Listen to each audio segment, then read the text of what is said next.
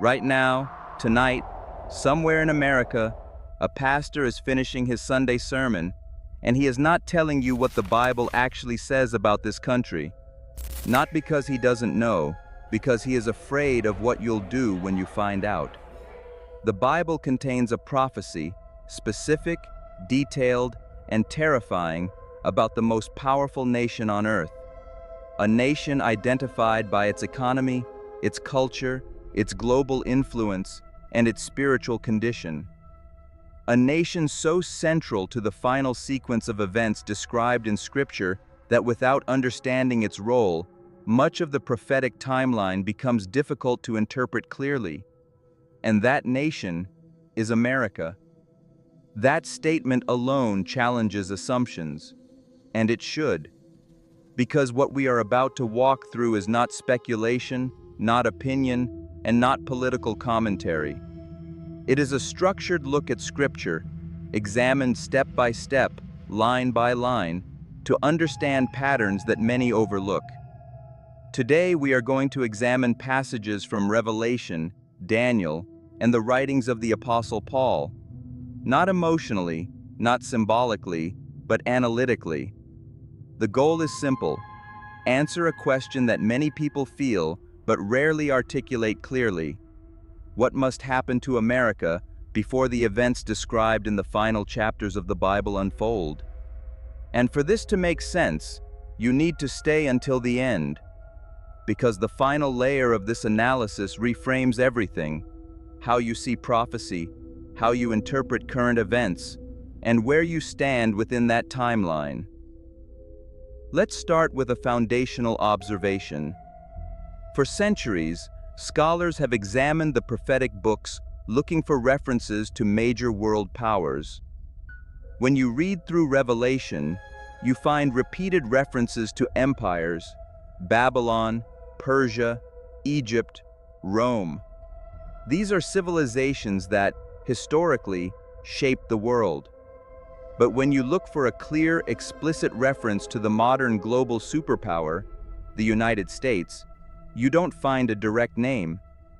And that raises a logical question. How can the most influential nation in modern history appear absent from a document that claims to outline the final phase of human civilization? There are two possible explanations. Either the nation has no role, which is statistically unlikely given its influence, or it appears in a different form. That leads to a critical idea. America is not absent from biblical prophecy. It is described symbolically. One of the key passages often analyzed is Revelation 18, which describes a powerful entity called Babylon the Great. Instead of jumping to conclusions, look at the characteristics listed. It is described as a global economic center. It influences kings and nations. It drives international trade, and its collapse triggers worldwide economic disruption, immediate and widespread. Now analyze that logically. What kind of system would need to exist for a single entity's collapse to affect the entire global economy within a short time frame? In ancient times, that was impossible. Today, it is not only possible, it is structurally built into the system. Global markets are interconnected, currencies are linked, and financial systems operate in real time. This is where interpretation shifts from symbolic to structural. Revelation describes a system where economic dependence is centralized. Modern economics operates on interconnected systems, reserve currencies, global trade routes, and digital transactions. The alignment is not proof, but it is worth analyzing. Then comes another detail. The text lists categories of trade: precious materials, luxury goods, agricultural products, and even human lives. That last phrase is often debated, but it can be interpreted as the commodification of people, whether through labor, identity, or influence. Again, the point is not to force a conclusion, but to recognize the pattern. Now consider the timing described. The collapse happens rapidly, in 1 hour. From a modern perspective, that aligns with how fast confidence-based systems can fail. Financial markets operate on trust. When trust collapses, systems don't decline slowly, they cascade. We've seen small versions of this before. The difference here is scale. But here's the critical point. The economic collapse is not described as the starting point.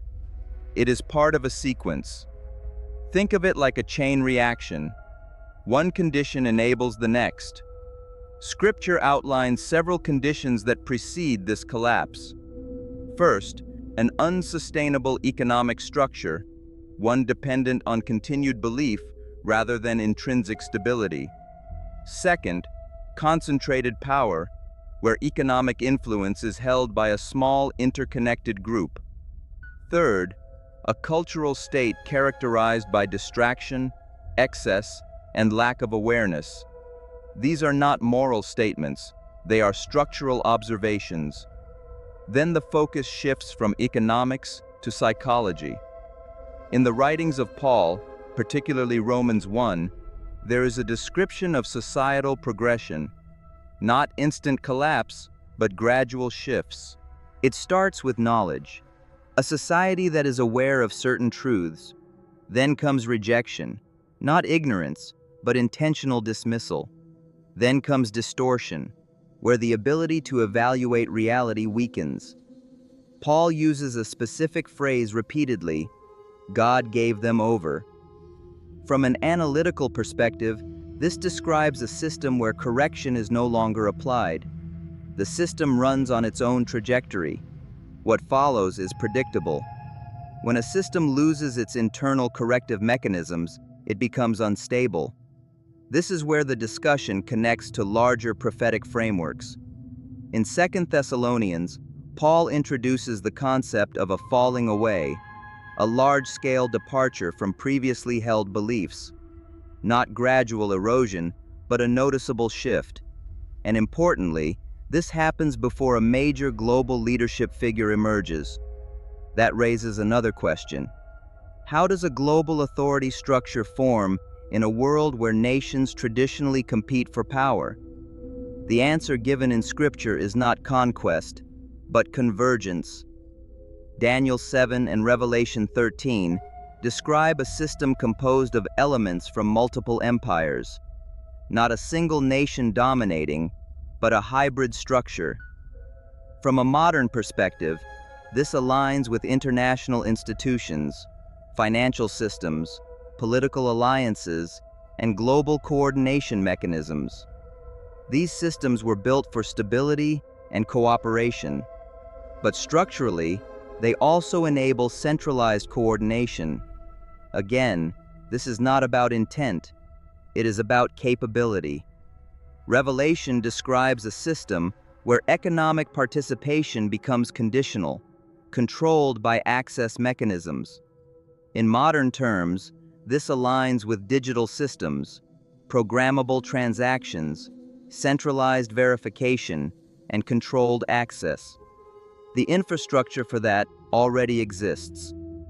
Now here's where the sequence becomes critical. The rise of centralized global control does not happen in a stable environment. It happens during crisis. Historically, people are more willing to accept centralized authority when stability is threatened.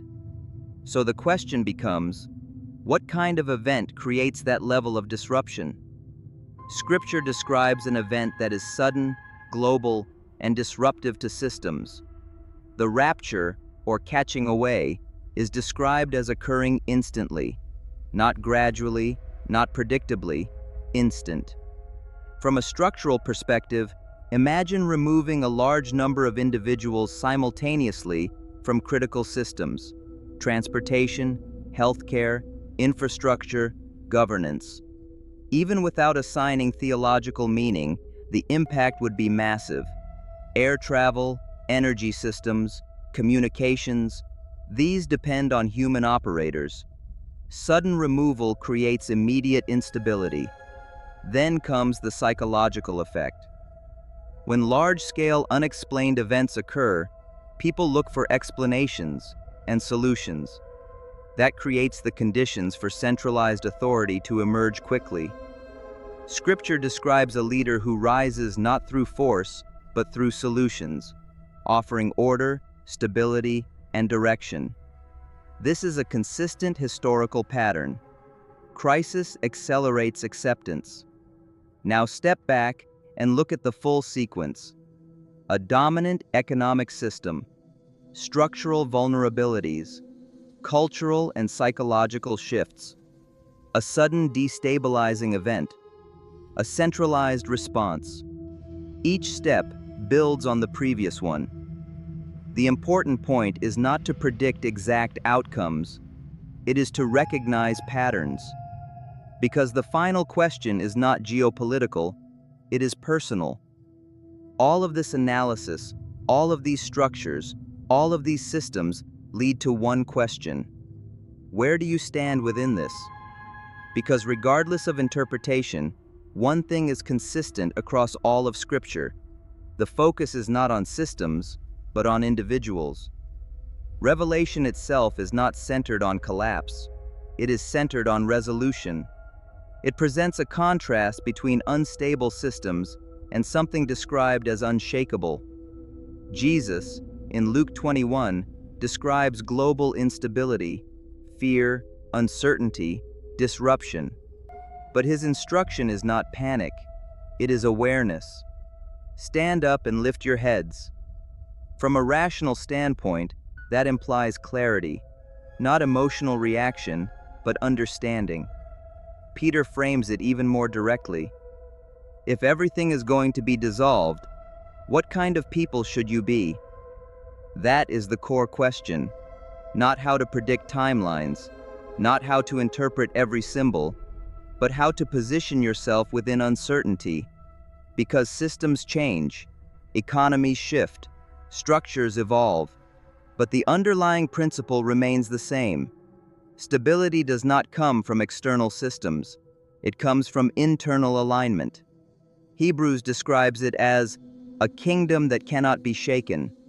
From a logical perspective, that means something independent of external variables. And that brings everything back to the central point. Not America, not prophecy charts, not global systems, but you. Because when systems fail, and historically they always do, the only thing that remains relevant is where you stand when they do. That is the part most people avoid, but it is the only part that actually matters.